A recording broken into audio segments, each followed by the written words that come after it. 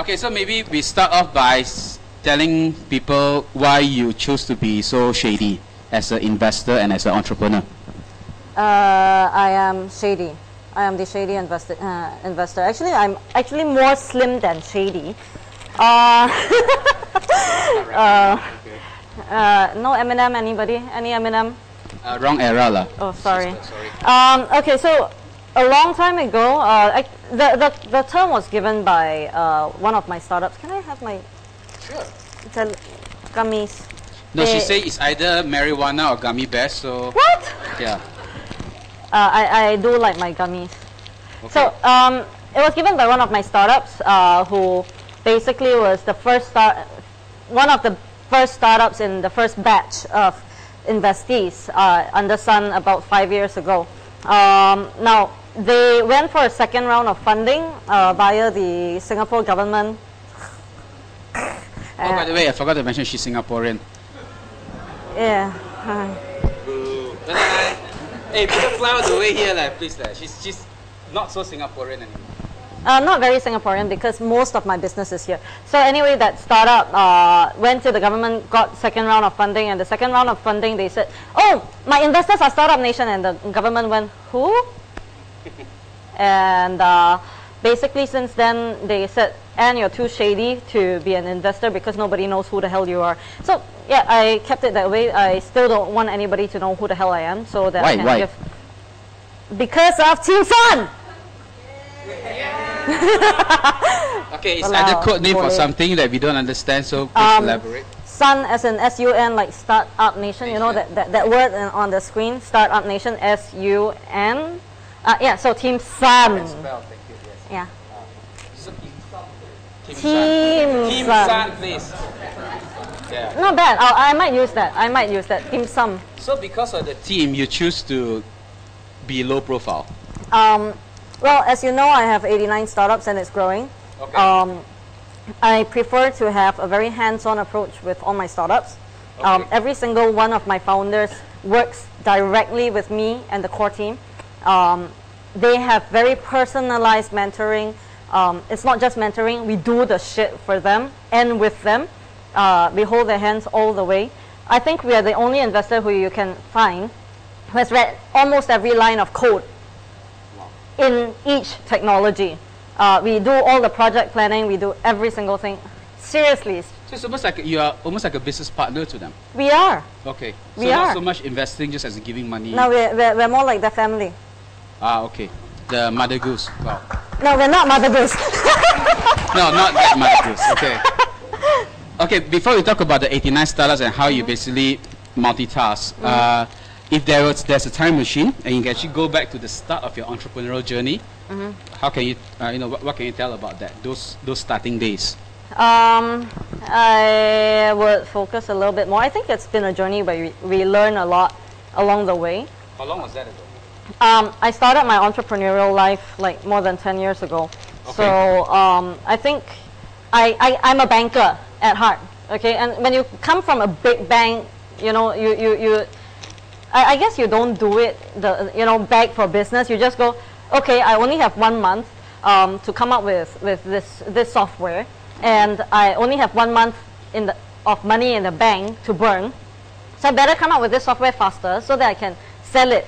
And I need to sell it and I get a prepayment. So we didn't understand that, you need to build, slowly iterate, all those lean startup shit that, we see. I didn't understand that at all in those days. So just gung-ho and do it. Just gung-ho, we built the technology, and within the first month we got the first paying customer of 30,000 per month. Wow. Prepaid. So we were like, oh, okay, now I can pay your salary. Okay, let's go. And you started with a team of how many people? That was my first startup. Okay. No, sorry, it wasn't my first startup. All my first startups failed. Lost count already. And but how many failure before the breakthrough?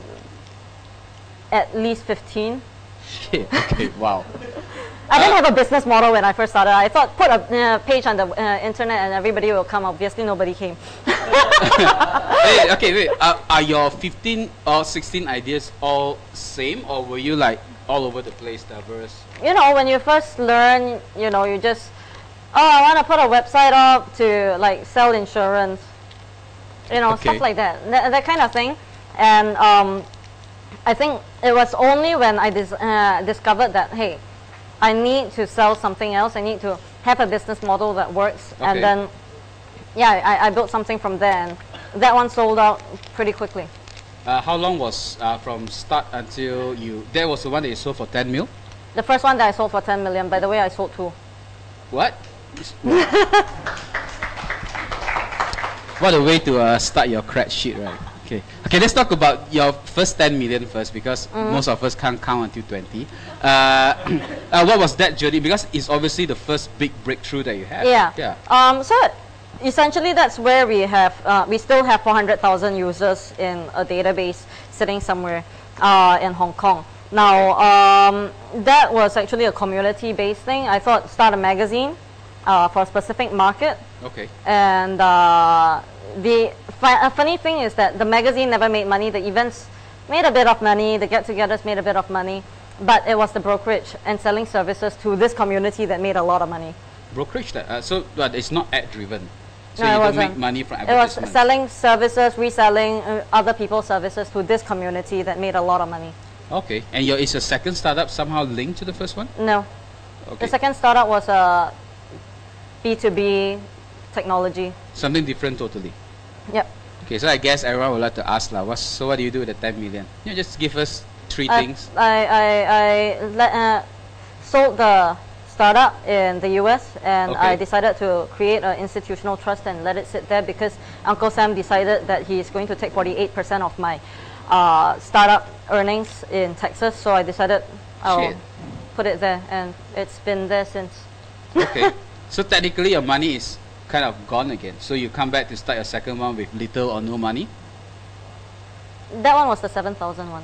Oh, that was the first one was, I think, I don't remember how much money. It was just a website. Come on, it was just a community website. Okay, so the second one you started off with 7,000. So how was that process like since you've gone through? Oh, that was very different. That was actually building a software. When you build software, you need to scope out your features, your functionalities, that kind of shit. Okay. So it was, okay, this is my big, fat, hairy idea. And you guys, you know, I got this very old school coder who followed me when I was in the bank. And I said, Johnny, you gotta, his name is Johnny. Is he here? Or is he still in the team? No. Okay. He's now selling oil in somewhere, some other country. From Making lots of money, aviation oil. Jeez, that guy. Anyway, so I said, hey Johnny, I need to build this technology. It's got to do all these shit. Okay. And I've got a ready client, okay, who is from the banking sector. Okay. And I'm gonna pitch it to him, and I'm sure he's been facing this problem. And I just wanna, you know, focus on fixing this problem and delivering a wow experience. That's actually something very, a lot of entrepreneurs forgot that it's not about making money. It's actually, you just remind me about, it's all about solving problems. Yeah, it's actually delivering value. So I realized that with my technology, you can increase the top line I mean, over the years, I've learned that selling to customers, when it's a B2B customer, there's only 2 things you need to focus on. You either increase the top line or you reduce the bottom line. That's it. Increase the top line? Help them sell more or reduce their costs. Okay. That's all you need to do when you think about B2B sales. Still valid today? I still think so. Okay. To a large extent, yes, I do. First pro advice, thank you. Okay, they say average entrepreneur fail 3.5 times. Or obviously, you contribute to the 0.5 seriously by 15. I failed in 4. So I failed 90% of the time. Wow. Okay. How do you? Okay, this is a personal question. How do you pick yourself up? When you're right at the bottom, there's nowhere else to go but create some value so that you can get up. But have you ever thought about, you know, going back to the banking days? Is it lucrative? Yeah, we still do risk consulting for our banks, by the way. That's one of the divisions in Sun. But not go back as employee? No,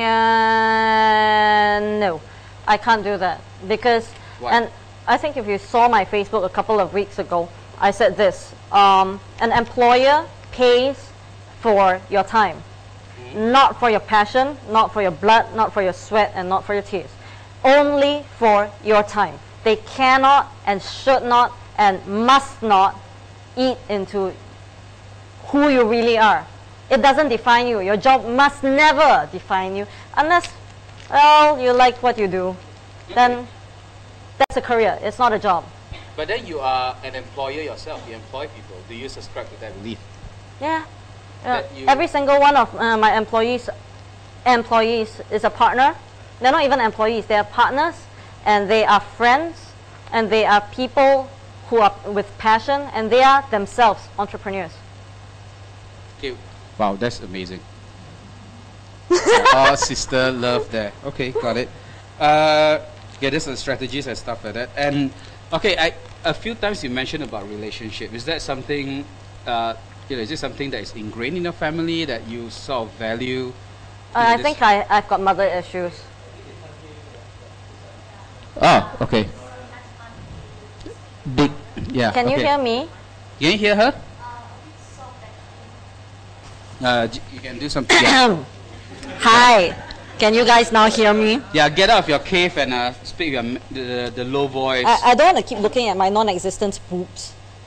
Okay. So you know where this conversation is going already. Okay, now you make me forget what's my question. Okay, tell me a bit about your upbringing. Were both your parents entrepreneurs in business, commerce? I have mother issues. Okay. So we shall not talk about it. Yeah, we can talk about it. No, my dad was well, in a sense, he was an entrepreneur because he never worked for anybody. In fact, he never even worked for himself. Oh, okay. So yeah, entrepreneur. Anyway, my mom is slave driver 101. My mom runs. So you're slave number 1? No. No, I'm slave number 2. My brother is slave number 1. Okay. But yeah, growing up, I think it was tough because my mom runs a conglomerate. Wow. And it's massive in terms of her subsidiaries. So if you think it's crazy that I have 89 businesses, my mom has over 500. Seriously, I'm nowhere near good. Jeez. I told you I have mother issues, right? All of you? Now you get it? Your mom is not like Richard Branson, right? Because she has like 500 over as well. So. My mom is kind of scary. It's one of those Indonesian conglomerates in the commodities, manufacturing, consumer space. So yeah, the old school kind of businesses. But she was quite innovative in the way she does her work. And she makes me read her annual reports for bedtime stories. Wow. Okay, for those who are parenting, yes, 101. Get your kids to read your... Sure, fall asleep. Guarantee, 101. If not, put whiskey in the milk. It'll work. Okay, parenting advice as well, see? So I would say it's because of your mom's sort of... in a sense, when you look back now, I guess it's mentoring and coaching, in a way, that made you who you are today? No, I think in the early days, I resented it. Okay. Because in the early... My younger days, I wanted a mother, and I wish she would be a mother, not a boss. Okay. Eat! You have 1 hour! You know, that kind of thing. But as I grow older, I realized that it's all with good intentions, and she wanted me to be better than everybody else. Okay. As with all mothers do. And perhaps the delivery was just interesting. Do you have more gummies? I only have 2 left. You ate so fast, we're like not halfway through. What's? Yeah. Oh, okay. This is from US actually. My girlfriend has to like fight with her daughter just for this. So okay. That's like 10 million bucks already. I'm sorry. Where's the daughter? I can share it. She can sit here. Okay. Anyway. What about your brother? Did your brother turn out like you as well? No, not like you per se, but is he's not half as crazy. So he's only running like 250 businesses? No. He's my brother was straight and narrow, right? He works the straight and narrow. He's an engineer. Wait, are you crooked in any way? When you say you're straight and narrow. So anyway, so engineer, okay. Yeah, and he's a defense scientist. So he looks at big ass planes for a living. But he's interested in starting his business, and then my mother goes, "He's your brother, you know." So I'm like, okay. So he came with me for a couple of business trips. After the last Thai trip, I decided that he will never again go for any meetings with me. Explain why. Just curious. Because he can't really exercise discretion. He went, oh, my sister, I tell you where to meet this big ass hot guy. So he basically laid out the cards for the... Like, you see or not, this name card. Come on, I think the brother is just proud of you, so I had to give you some I do credit. Understand that there's he has a a t-shirt made for you. My sister is like a freaking shady investor. No? No, it's hashtag slim not shady. Okay, so now he's back into his defense scientist, you say? Watching planes? He's learning about starting up while still continuing his job. He has 3 mouths to feed at home, so... Okay. That's interesting to talk about. He's in Singapore, right? Yes, he is. Okay, usually I would say, okay, because I started business when I think both of us started off early, 20-something. Don't reveal your age, but never mind. A lot of people used to say that because we start off early, we always have an advantage of, speed and stuff like that. I imagine if I start today, 32, I'm a single dad, so it's it can be a bit hard because there are commitments, there are houses and stuff like that. But what do you think? Is age a deterrent factor to start a business? Now your brother is kind of old, so do you see the commitment issue coming into it? No, I don't. In fact, I don't think age is an issue because as you grow older, there's a lot of maturity and experience that comes, and you know how to operate. A lot of startups that I meet, the founders, some of them who get to like their mid-30s and starting up was the first thing they actually did out fresh in school, and then immediately after school they continued. Some of them tell me that the one thing they regretted was not having a couple of years experience to know what it feels like. Also to know and understand the processes involved in running a full corporate business. So I think that's one thing which I think it's a thin line to walk. Okay. Yeah. You see, the way I look at it is that the young one may have speed and momentum. Sometimes they're a bit more skill like coding and all that. The older ones, I always find they have network. Because when I started, it was hard for me to build network because of the youth and all that. So perhaps what you're saying is that just leverage on the resources that you have. Yeah, but I think it's really, a thin line, right? So some of my first time startup founders, they're what? How old are you, Hanif? 20? 20. Wow. So he's 20, he's starting up. They're all in university. And I think they are great at absorbing. They're sponges that absorb a lot of information and within the guidance and mentorship from people, they can leverage on the networks of others. The truth is your attitude towards starting up. It's nothing to do with your age. Skill? Skills can be picked up, right? Okay, so you... or it can be hired or bought, right? True. No, because Vishen was talking about the same thing as well on Monday. Always hire for attitude and train for skill. Looks like somebody shares my belief. Cool. Yeah. Nice to know. Yeah, he just basically took your idea anyway. So you do Shady already. He's more on the stage. You say you invest a lot in Malaysia. Why? Malaysia boleh. No, I'm serious. Okay, I'm sure Najib didn't pay you to say that. So what's the real reason, please? The real reason is Malaysia truly boleh. Seriously speaking, I have Rachel and I, my co-founder. Hi, Rachel. Wave to everybody. The task she gave me tonight is to bring Rachel upstage, so I don't know how hard that's going to be. And that's going to be impossible, but anyway, try. Gummy bears is okay or not? She don't like gummy bears. She does it for me. Anyway, what was your question again? Malaysia. Why Malaysia boleh? Okay. We travel a lot, and we've seen startups. On average, we see about 500 startups a month. Wow. Average. Okay. So, honestly speaking, I think it's the honesty, the sincerity, the not gonna give up attitude that I see a lot in Malaysia. The willingness to learn, and the positive attitude that I see. I can give you 200 reasons why I like Malaysia and Malaysia's startups, which is why, Adrian over there, he's a startup. Where's Adrian? Adrian. Hi, Adrian. I'm unwilling to let go of his dream. I'm unwilling to let go of the dream of Hanif and Jisheng either.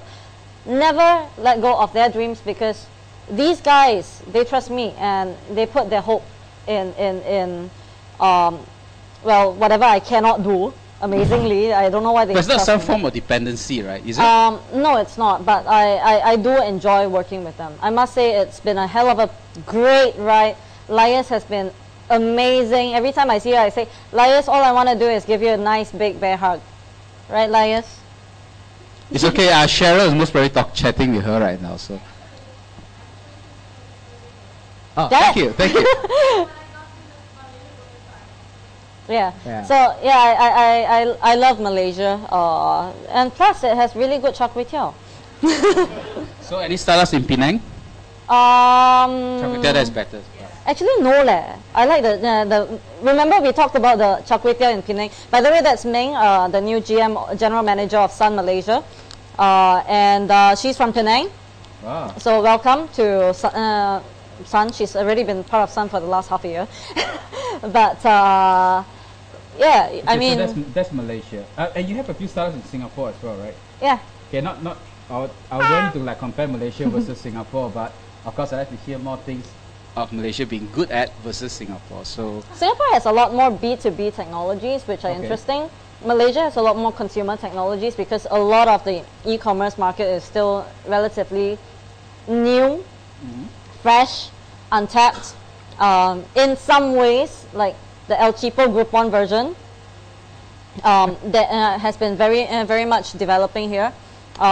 People looking for deals, but I think as the economy starts to mature, there will be a lot more focus on consumer technologies here, and it will grow. I feel it will grow. Singapore, on the other hand, is to a large extent, I find that I see a lot more B2B startups, like on enterprise versions of stuff.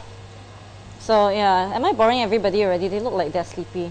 No, come on, it's like 8+. They need their marijuana too. So tomorrow drum pitch, 8 o'clock you all sleep, Yeah, actually talk about the drum pitch. Yes, it's at Bangsar Southware already sold out, is it? Okay, it's an invite only. Hey, please invite them lah. They can come and hear, right? Okay, we only have enough beer for certain numbers of people, so while stocks last. Hey, buy your own beer lah, please lah. But otherwise, anybody who's religiously not allowed to drink, please do not drink. Anybody who's physically not able to drink, like you, should not attempt to drink either. But otherwise, it's at Nexus Mall, 7 o'clock starting, Eau de Vie Bar, Bistro and Bar. Okay. Yeah, you guys are more than welcome to, come by and observe people getting wasted.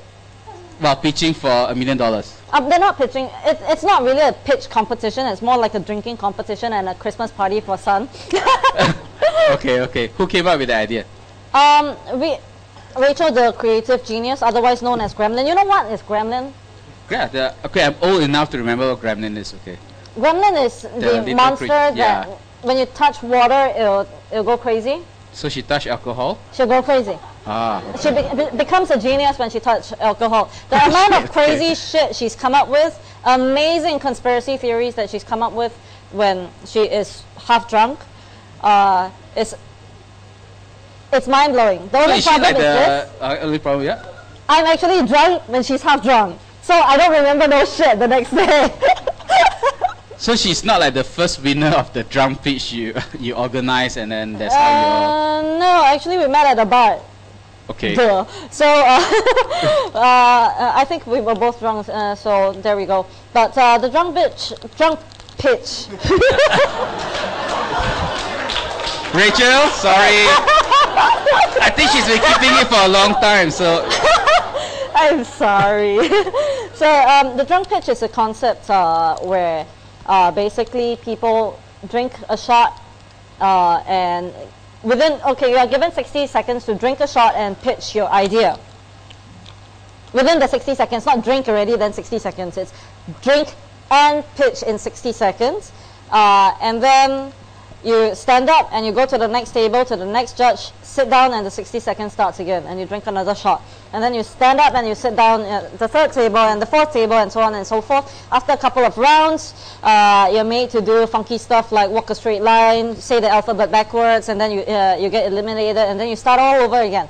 For every drum pitch that we've done, by the way, it's only the second one. Every drum pitch that we've done has been quite different. The last one, the winners, we discovered that the problem was we didn't kick people out fast enough because the two winners refused to back down. It was drunk already, ma. Yeah, the winner was actually a female. Oh, okay. Guy so loser. Okay, yes. Yeah, so that was quite interesting. Well, we are giving away $500 to the best drinker. 500 ringgit. It's not much, but it's just... Hey, better than these drunkards, 500 plus and then free alcohol somehow, and free alcohol. Okay. So, yeah, but... Yeah, so it's the drunk pitch. So, come on by, observe people getting wasted. The one who is the most sober at the end of it wins the $500. Are you still going to be sober by the end, or are you like drinking yourself silly as well? Defense mechanism, I try not to drink. Ah, okay. But Rachel is there as a backup, so never mind. She can drink. She doesn't go crazy. Or rather, she becomes genius.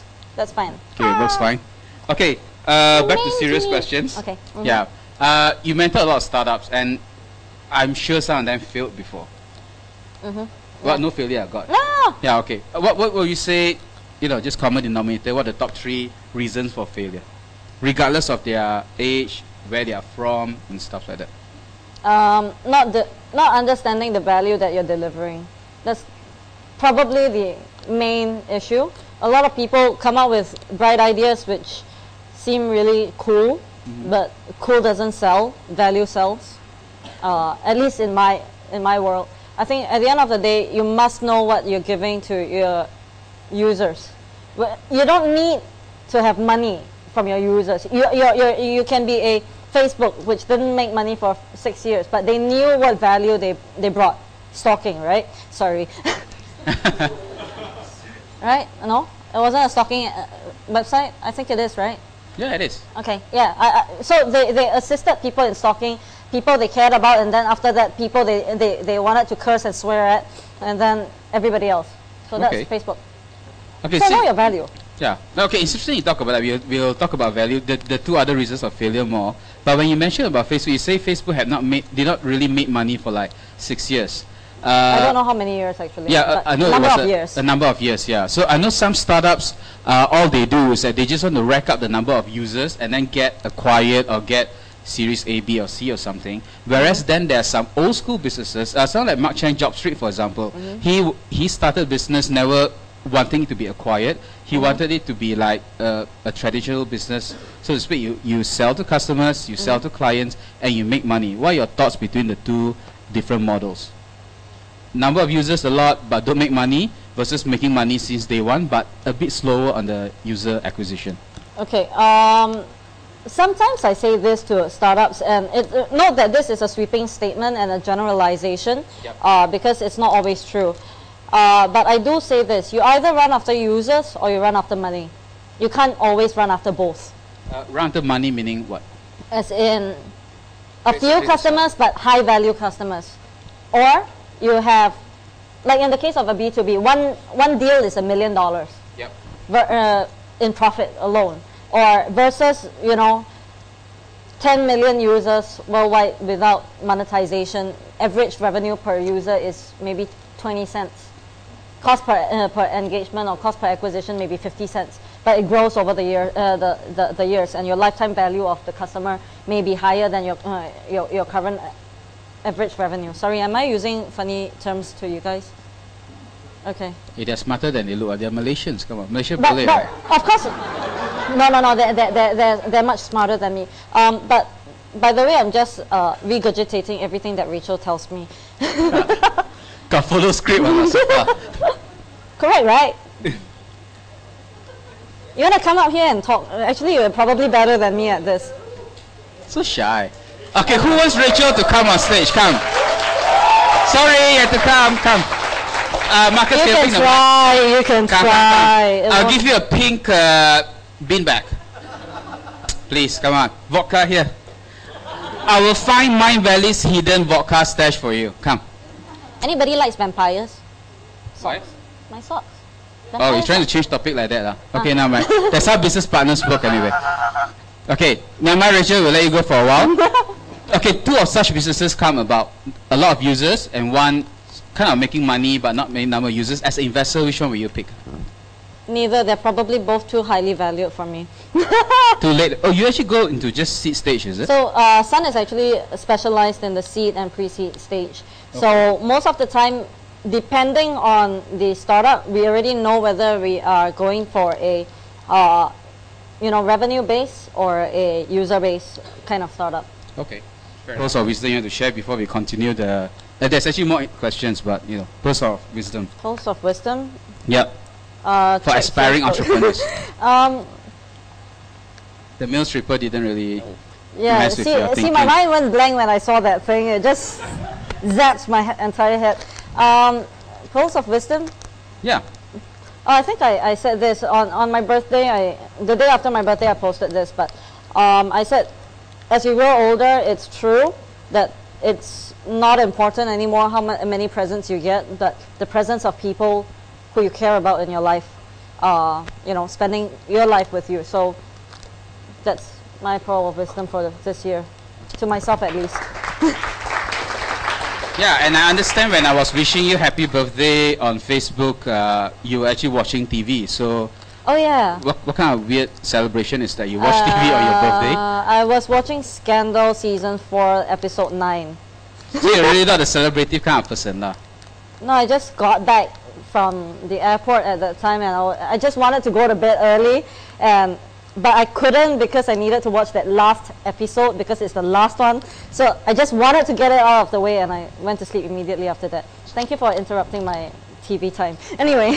Yeah, so you do have a life other than just investing and business and all that. Oh yeah. How do you balance that? Like when you're watching too much of Scandal, do you feel like the guilt, like shit, I need to work on my 89 businesses, or? No, I am kind of a workaholic. I must say. In fact, I think everybody who's worked with me gets stressed out because I'm a kanchong spider. And I think one of the most important things is that we all have an app, and it helps to manage me on the go. Oh yeah, talk a bit about the app as well. So it's basically an app that helps to manage the discussions. And we have a process at Sun. Okay. And every single startup goes through the process of the development, the scoping out, the planning out, the testing, validating, seeing whether it will work. Sometimes we have to go forward and then take 3 steps back and say, holy shit, this is not working. So the app actually allows everybody to communicate on one single platform, and I have one version for Asia and one version for UK. Is it available for download? Only to our startups. Gee, like that one. Okay. But is there something similar that maybe the rest of them can? Yeah, everybody should use some project management tools like Trello and Pivotal Tracker and stuff like that. It's perfect. You all know Trello? Trello. Actually, between GK and I, we are using that as well. Developers in the house, you can use Asana, Asana. Yeah, Asana is good too. Yeah, I find it's actually more for coders. I think coders kind of like Asana a bit more. So these are the two that you kind of can manage your multiple projects. Sometimes we do have multiple world-dominating ideas. So Trello, project management ideas like that, apps like that help you keep in track. And best part is free. Yep. Yeah. So I think that's something which a lot of people use. I think project management is one thing. That's one way that we manage the startups. But more importantly, it's the process behind everything. Okay. You document everything. Actually, we force people to think about what a user should go through. That's the first step, by the way. UX, when a startup comes into our portfolio, the first thing we say is go do some wireframes, do some site maps, or plan out your technology and what people will experience on the technology, because that will tell you whether there is value. Okay, just now you mentioned one reason for failure. What's the other two? I don't know. Eating too many gummy bears, dying of diabetes. Yeah, so take care of your health. That's number 2, guys. And number 3? Come on, reasons for failure. Okay, my first failures were because I didn't have a defined business model, which is actually not understanding the value. I'm sorry, that was the first reason. Yeah. You don't have a business model? Yeah. I think not understanding that something can be cool is one thing, but understanding what value you deliver is another. Okay. So yeah, having that model of delivering value efficiently, effectively, and better than anybody. That's what I'm trying to say.